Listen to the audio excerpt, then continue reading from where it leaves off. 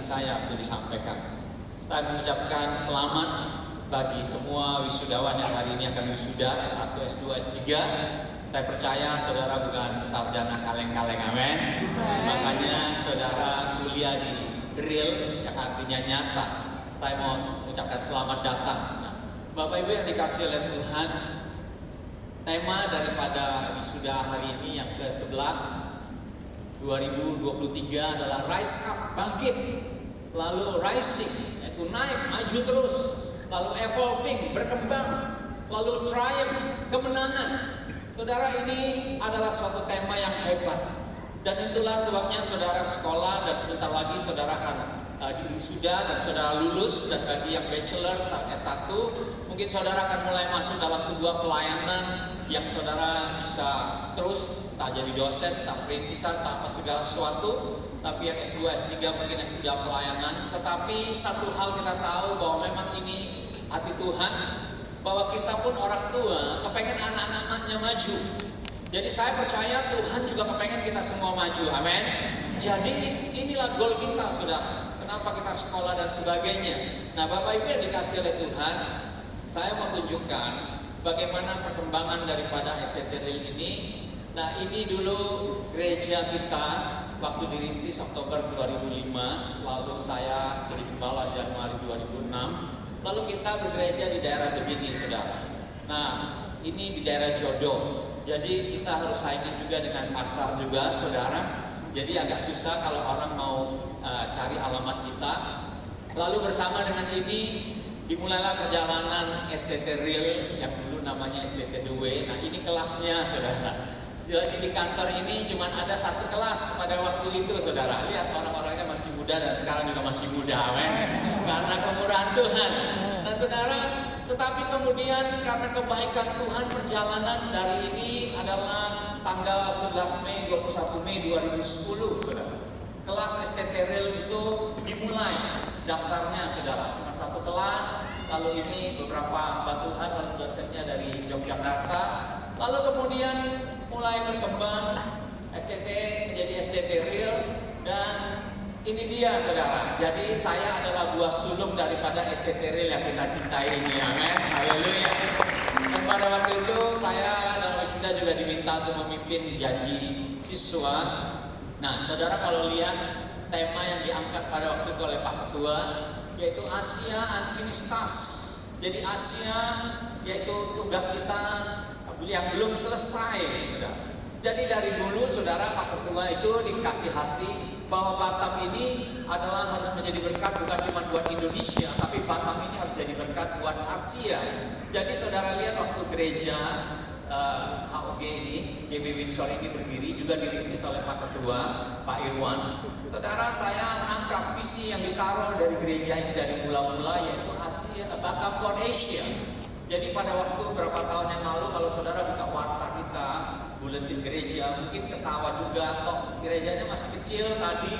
Saudara, tapi visinya mengerikan, luar biasa. Dan sampai hari ini, saudara lihat perkembangannya, ini menunjukkan bahwa kita punya Allah yang luar biasa dan tidak ada mimpi yang tidak bisa dicapai. Haleluya. Jadi bagi para wisudawan, saudara bermimpilah di dalam Tuhan, tidak ada yang mustahil. Amin. Nah, Bapak Ibu yang dikasih oleh Tuhan, di dalam perkembangannya ini kan 2013, saudara, lalu STT Real terus berkembang, dan STT Real 2018 punya gedung yang baru. Ini kantor saudara di lantai 4, puji Tuhan, berbeda dengan yang dulu, saudara. Lalu 2022 oleh karena anugerah Tuhan dan Tuhan memakai Ibu Jen, anggota DPR RI dari Golkar, saudara, untuk memperjuangkan sehingga STT Real punya rumah susun yang luar biasa. Kita sekali lagi berikan kemuliaan kepada Tuhan. Jadi ini anugerah Tuhan. Nah, saudara lihat dari 2013 sekolah ini terus berkembang sampai hari ini 2023. Saudara lihat, saudara akan wisuda di tempat yang baru ini yang Tuhan berikan, saudara. Jadi perkembangannya seperti tadi temanya, kita bangkit, kita berkembang dan terus maju.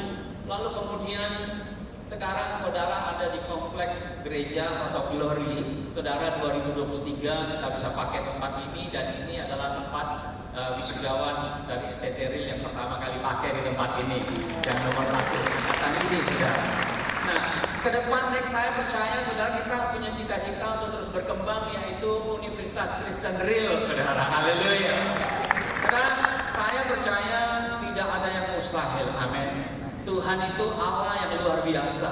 Nah, Bapak Ibu yang dikasih oleh Tuhan, masalahnya saudara, mimpi yang besar itu segala sesuatu itu diberikan Tuhan karena Tuhan kita Tuhan yang besar. Tapi kita ini harus belajar.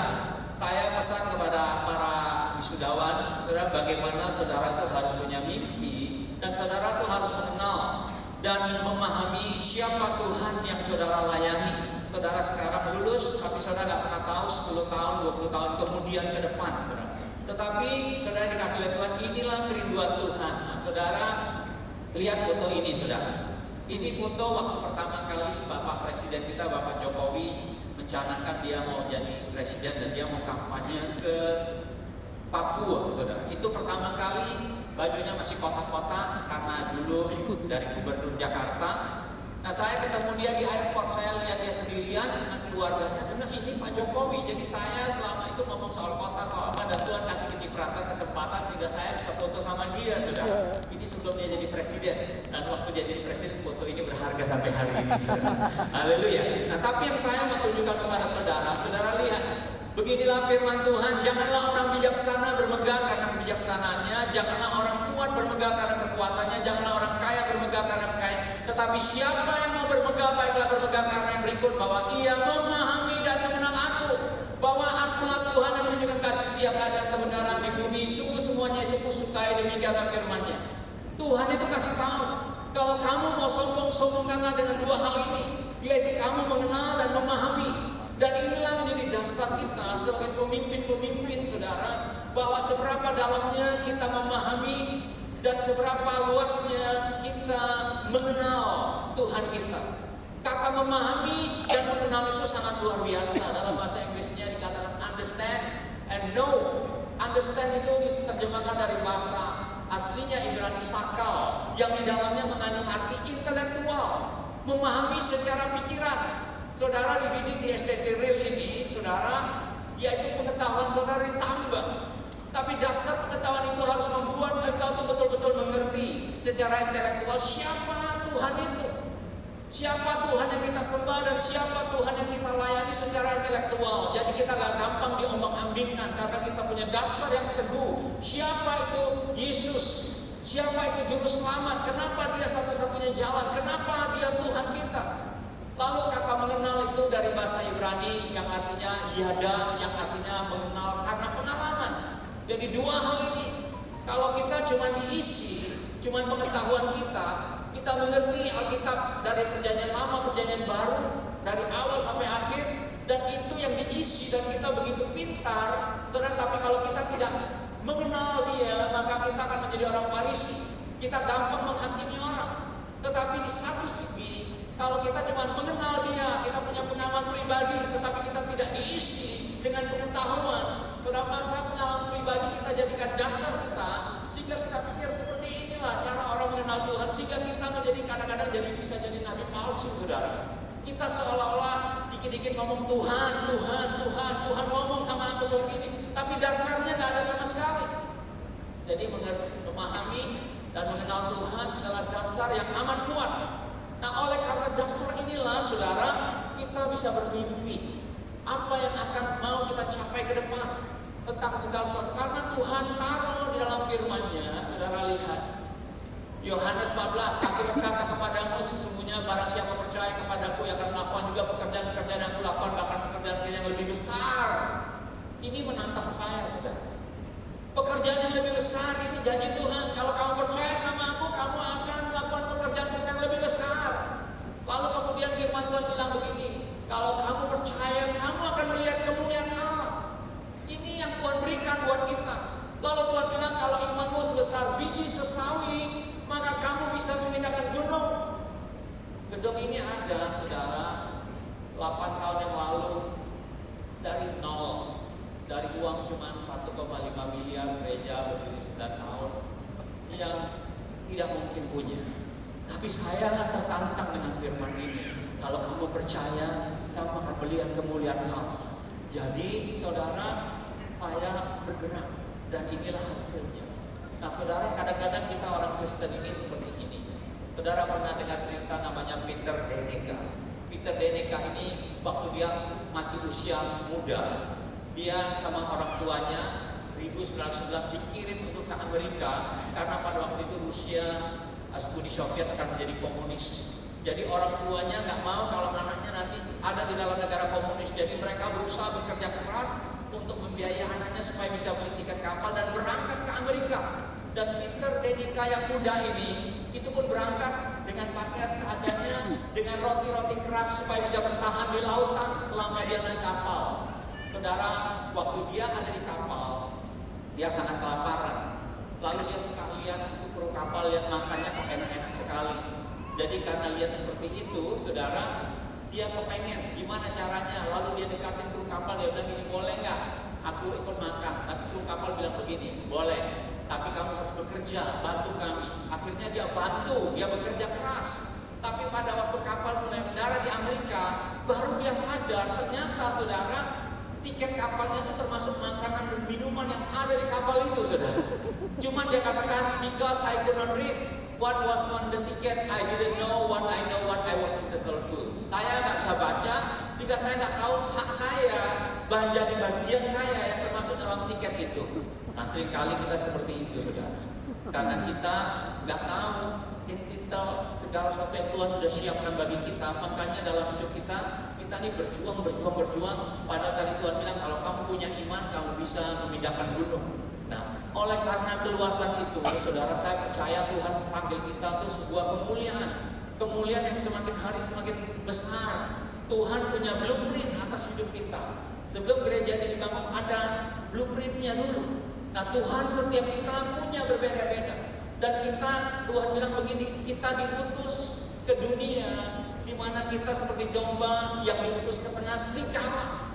Oleh karena itu kita punya Tuhan yang besar, tapi kita ini lingkungan kita serigala. Jadi dari sikap kita harus ada yang kita buat. Seperti Daniel bilang, dia berketetapan, dia memutuskan. Oleh karena itu saudara, sebagai hamba Tuhan, kita harus menetapkan batas. Kita setting di standar. Itu yang saya lakukan dari awal. Saya mau jadi hamba Tuhan yang seperti apa? Saya sudah set diri saya batasan yang harus, yang boleh dan yang tidak boleh dilanggar. Dalam keuangan bagaimana? Apa standar saudara? Dalam pergaulan, dalam bisnis, dalam pacaran, dalam pekerjaan, dalam pelayanan, dalam makanan pun, saudara. Kita punya batasan mana yang boleh, mana yang nggak boleh. Karena kalau nggak kita batasan lebih dulu pagarnya, pada waktu Tuhan bawa kita ke dalam kemuliaan, kita jatuh. Itulah banyak terjadi sama pemimpin, saudara. Nggak kuat dengan godaan. Kenapa? Karena nggak ada standarnya. Karena nggak menetapkan batasan. Jadi saudara lihat di Alkitab diceritakan bagaimana pada waktu Daniel menetapkan batasan, saudara lihat Tuhan berkenan. Dan Tuhan memberikan 10 kali lipat kecerdasan. Saya percaya itu yang saudara harus miliki, para wisudawan. Waktu saudara menetapkan standar, saudara lihat menyenangkan Tuhan. Tuhan lihat ini punya kualitas, ini punya mimpi besar, ini punya standar suatu hari. Saudara akan lihat jalan itu terbuka. Nah, waktu Daniel menetapkan standar, apa yang terjadi? Alkitab katakan ujian datang. Mereka disuruh sembah patung. Tetapi karena standar yang sudah mereka buat, batasan yang sudah mereka buat, mereka bisa bertahan. Kenapa? Karena sudah dari awal mereka batasin. Ini loh, jadi hamba Tuhan harus seperti ini. Jadi pejabat harus seperti ini. Kalau enggak, nggak kuat saudara. Karena semakin hari kemuliaannya semakin besar. Saudara yang dikasih oleh Tuhan, saudara lihat. Waktu batasan itu dibuat, waktu standar itu dibuat, saudara mau jadi pendeta yang seperti apa, misionari yang seperti apa, dosen yang seperti apa, saudara. Waktu standar itu dibuat, saudara lihat, saudara bisa bilang yes atau no waktu godaan itu datang. Saudara dikasih oleh Tuhan 2015-2016, waktu awal pembangunan gedung ini, saya itu sudah setapkan standar. Saya tahu biayanya akan mahal sekali, saudara. Dan kita ini bergerak dengan iman. Tapi saya janji sama Tuhan, saya mau komitmen bahwa waktu gedung ini mulai dibangun, saya tidak akan bikin proposal, tidak akan minta-minta. Saya mau semua jemaat terlibat dan saya mau siap kapanpun kalau sudah jadi Tuhan mau pindahkan saya siap. Itu standar yang saya sudah buat, saya set buat diri saya, saudara. Dan tantangannya datang. Waktu gereja mulai bangun, saudara lihat ini lagi butuh-butuhnya banyak biaya.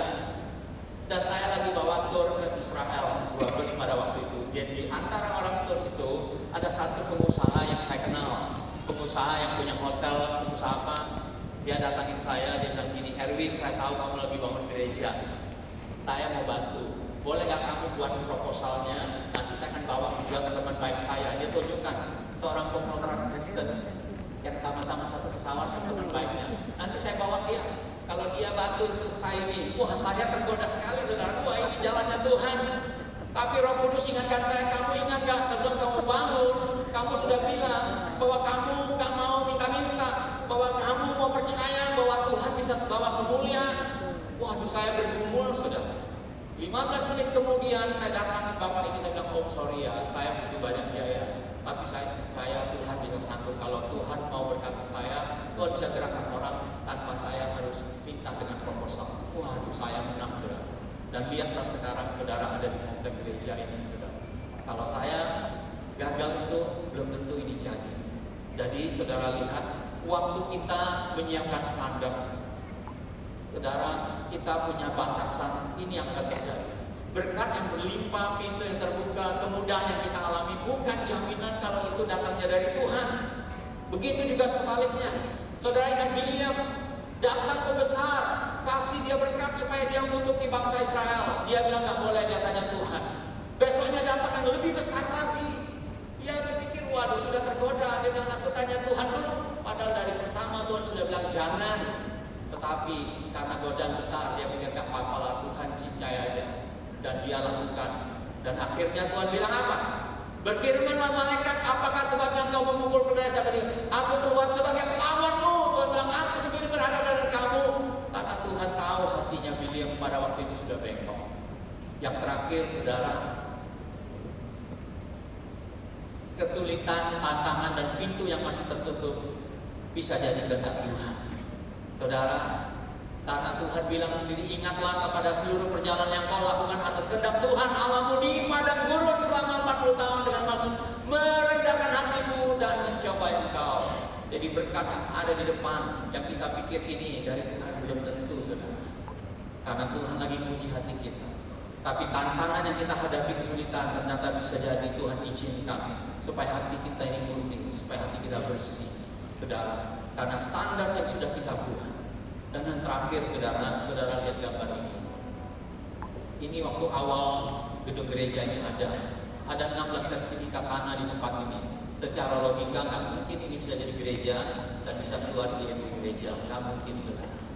Tapi Tuhan kita tidak ada yang mustahil, amin. Kalau Tuhan sudah pilih tempat ini, dan Tuhan ternyata ketemu sama seseorang, dan Tuhan buka pintu, tetapi standarnya harus ada.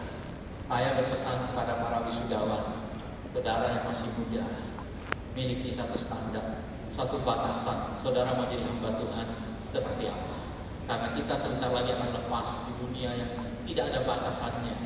Tapi kita harus mengambil sikap. Ada batasan yang kita buat dalam pelayanan, dalam keuangan, dalam keluarga, dalam banyak hal. Ada standar yang kita set buat diri kita. Dan saudara akan lihat favor-nya Tuhan akan turun ke atasmu. Tuhan Yesus memberkati. Mari kita